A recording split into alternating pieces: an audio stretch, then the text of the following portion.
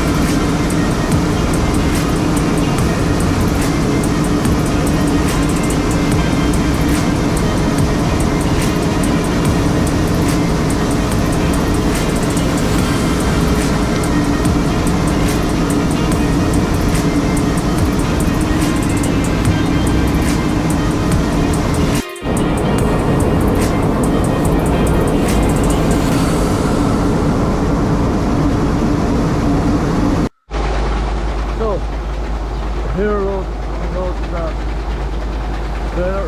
Now there is grain top for that trailer. This is the head of this one. Brings about 14 ton of wheat with the top on it. So this is it. We'll carry it. Fancy hauls for this bridge, so we use once a year. This is kind of extension here. This side turns around to have two trailers. This side fits the other trailer. Let's get this right down.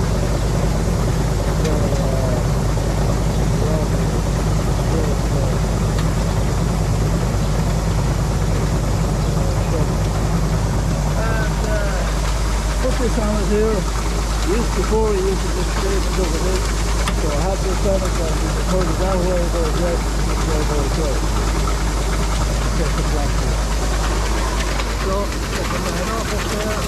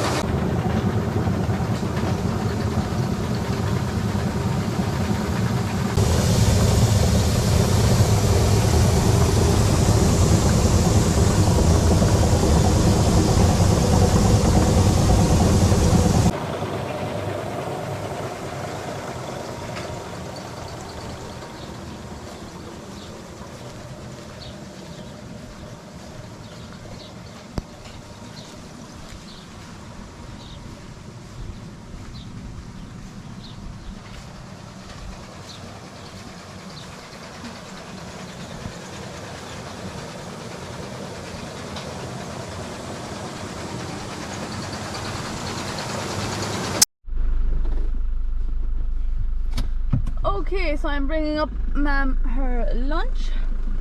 So she is up here rowing straw.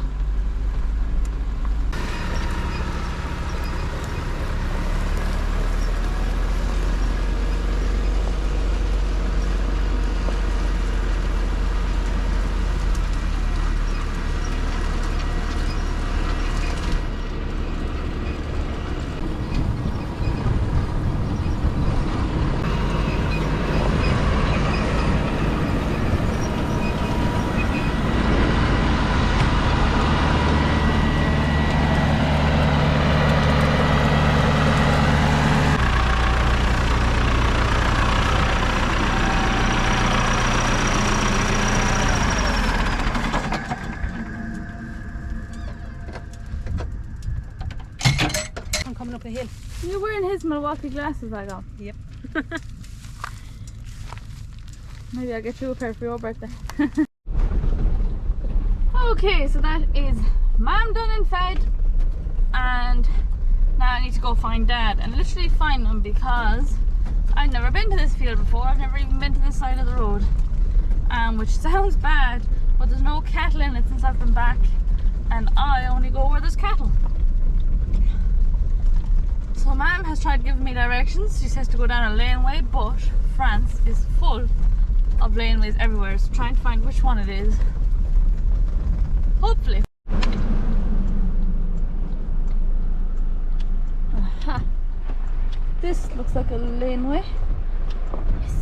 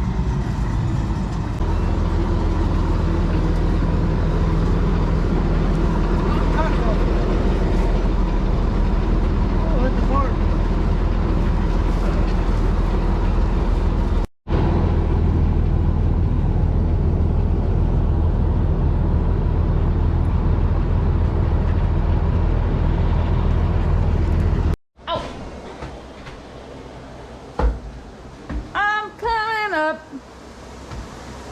Now, this is a job I dread every single year. To get up into the silo and spread out the corn.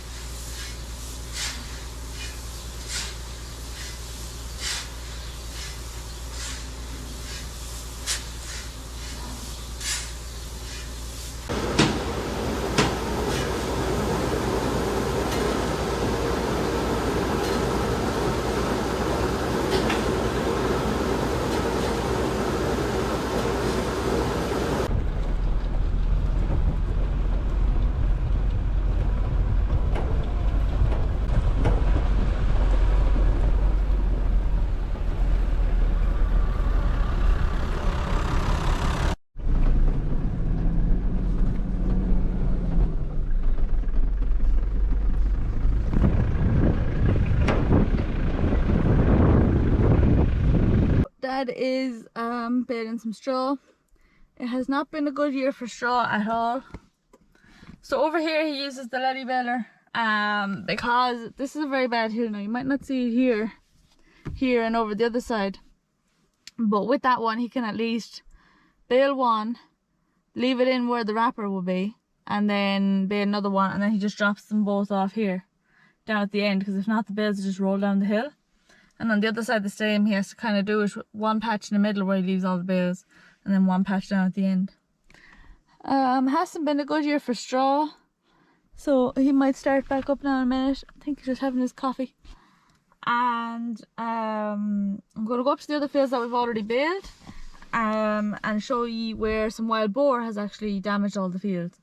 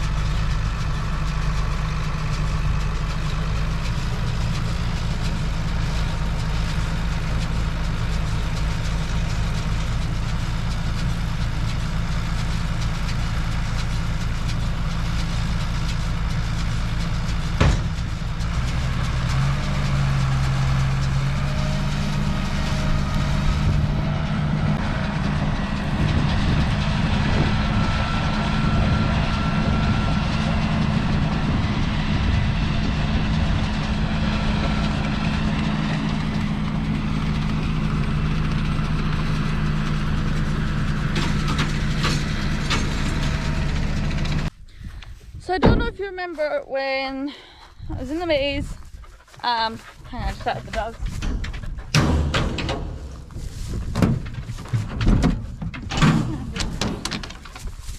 Right, when I was in the maze I mentioned that sometimes you have problems with maze is that wild boar get into it and they start rooting up around.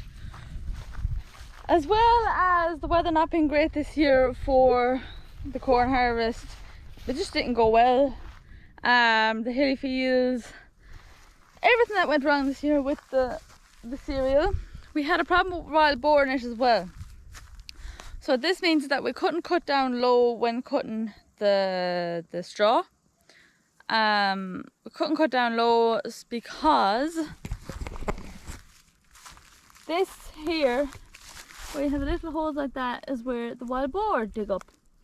And you know, because it's made from their noses. It's not something that's like pawed or clawed or anything. It's not like a rabbit or anything else. And what that does is they throw up rocks and create little hills. And they don't just do it once. They basically go in and do it everywhere. This isn't even the worst bit. See, like there, they bring up big rocks. And so when we cut the straw, this year Dad did it with the mower for some of it. When we cut it, we can't cut low, so we're losing quite a lot of straw, as well as it just being a bad year in general.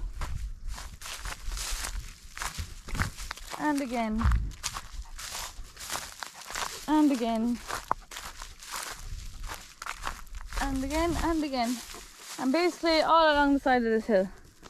So yeah. So you can see there the straw. So we have a field there, that's the field that I showed Dad cutting in. This field here, the field up the other side of that hill. So it's always on hilly ground.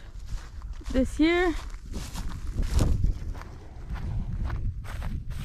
And another bit. And another bit. And here really you only see what they did to the ground, which just means that they bored up. But they also destroy the crop because they have to get into it. So they did this while it was still standing. They didn't just do this after we cut, obviously. They did it while the corn was in the field. And so you can see there. Where else is there? There. One over there. Oh, there's one there. There. Basically they did it everywhere. And so they came in and they knocked it all. So this would have been all the stuff that's been knocked. It's nearly gone to fucking hay now. They just knock so much of it when they come in. And then they dig up the ground. So yeah, it's been a pretty bad year.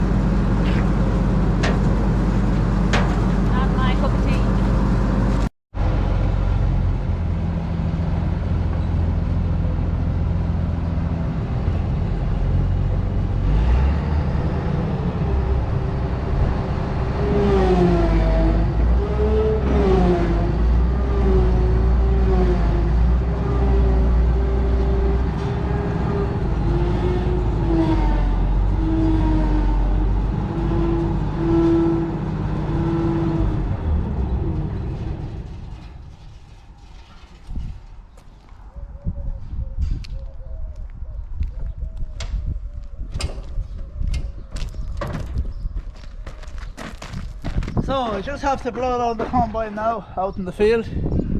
We have a blower there and we use it in the field a lot, on a husky farm because there's an awful lot of dust over here. There's the baler. I've cleaned it twice or three times this year, blew it down. Baling straw is just awful dusty over here. So we're finished now. We're finished now baling and all, just clean up things. And that was whole crop. I'll show you the seed. We'll go into a bag now in a minute. We'll keep about 5 bags for ourselves, and we sold 4 bags to neighbours.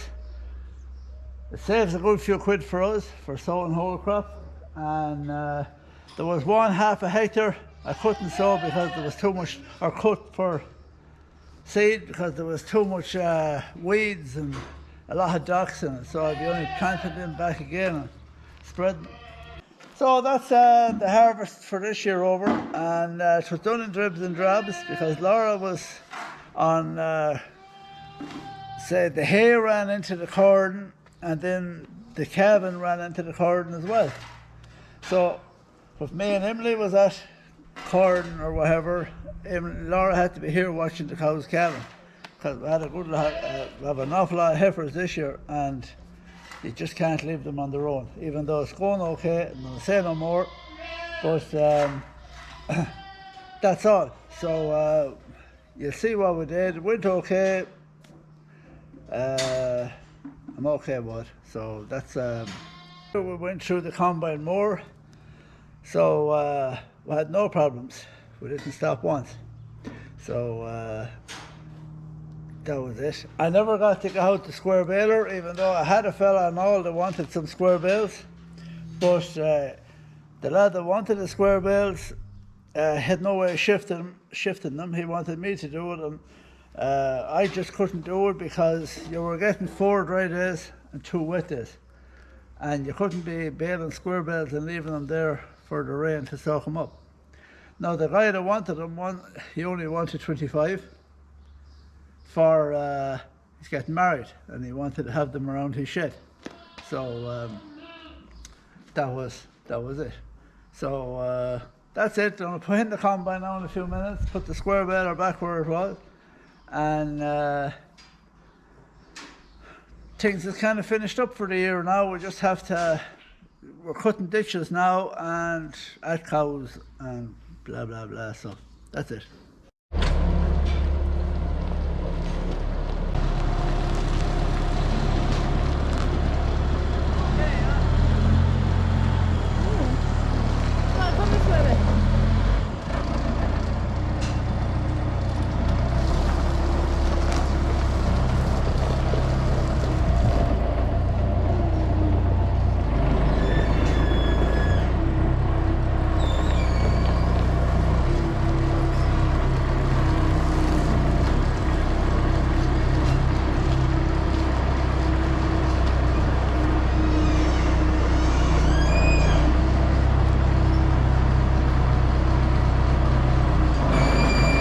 So there it is. There's beans, peas, Italian ryegrass. There's another pea. There's lots of Italian ryegrass. There's blay over here, wheat. There's a little bit more Italian ryegrass there now. But the some of it up perfect. Yeah, there. There's lots of peas and all there now. So, I get Laura, the price of what you save by growing your own is an awful lot of money. Anyone reseeding fields, so a permanent pasture is where we're going sowing some of this whole crop. We'll be putting permanent grass with it. That's English ryegrass. So when this comes up early in the spring, then when we cut it, the English ryegrass and Treff Alexander is clover comes up afterwards. Now I can show you a few fields later on. There's some fields there that we did last year and it's ready to cut again, unfortunately. And it's just full of clover. And I'll have to wrap it because when there's a lot of clover, it's better to wrap than for hay. So that's all. It's a huge save on doing this. Like I said, we sold a couple of bags to neighbours there as well, and that's a bonus as well. And that's all. So the straw prices are dear enough over here this year as well. So, well, we're getting on okay. We didn't, it didn't work out on the paper the way it worked out on paper, sorry. So that was it. We can't control the weather. So 9 weeks without water when you want it for corn is a big hit. So now there was the barley was a total disaster over here, and that's why I don't sow barley, because that really comes in. Now barley, they call it over here orge. The barley comes in really early, and it's always in with silage and hay. So that's why I stopped it. And the other thing is, then we get a lot of storms and that in the spring with the hot and weather and that. And if you can't get to the barley, see one neighbour up there, and he had a nice field of barley this year, and all the heads just fell off it. Talk about a sickening sight to look at. So after doing all their rounds, and he harvested nothing of it, only the straw. So that's all I have to say on this. Like and subscribe. Thanks for watching. Watch again. That's it.